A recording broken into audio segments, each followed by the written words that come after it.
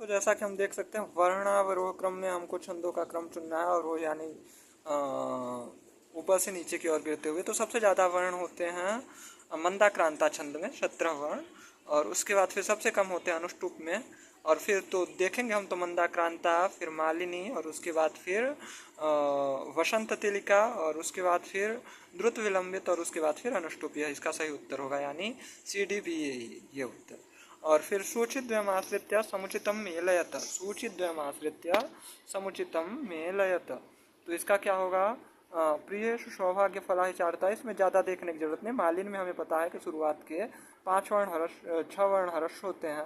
तो हमको दिख रहा है कि न नम न नम न न, तो दो नगण हमें दिख रहे हैं किमपि किमपि करके।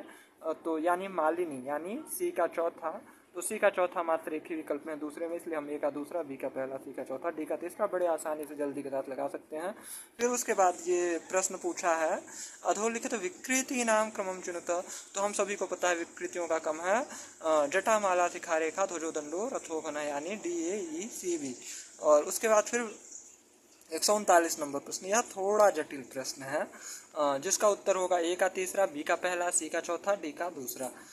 और फिर हम देखें तो पररूप संधि के उदाहरणों को जब हम देखने चलते हैं तो इसके उदाहरण हमें मिलते हैं शिवेहि और प्रेजते, यानी बी और डी।